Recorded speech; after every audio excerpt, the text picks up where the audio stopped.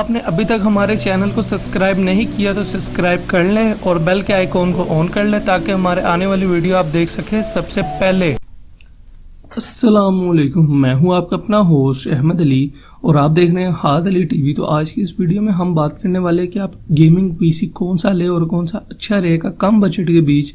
तो जी हाँ, आज हमने जो पीसी लिया है वो i5 का 3rd जनरेशन का पीसी और इसकी मैं आपको एक खास बता दूं, ये हैवी से हैवी गेमिंग कर सकता है। अगर आप कार्ड और भी अच्छे लेंगे तो ये उससे भी अच्छी गेमिंग करेगा। तो चलें इसकी पीसी बिल्ड शुरू करते हैं और आपको बताते हैं हमने क्या क्या इसमें यूज किया है। जो चीज हम सबसे पहले यूज की है वो है रैम।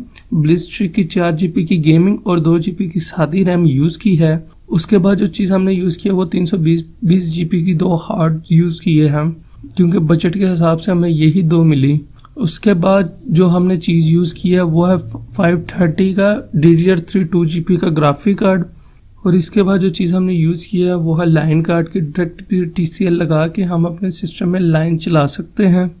और उसके बाद जो चीज़ हमने यूज़ की है वो है स्प्लाई, डेल की स्प्लाई 240 वोल्ट की यूज़ की है। और उसके बाद जो चीज़ हमने यूज़ की है वो है टावर में हमने यूज़ किया है ऑप्टाप्लेक्स का 7010 का टावर यूज़ किया है जिसके अंदर हमने सुपर DVD रॉ लगवाया है। अब खोलते हैं पीसी को और देखते हैं अंदर क्या है।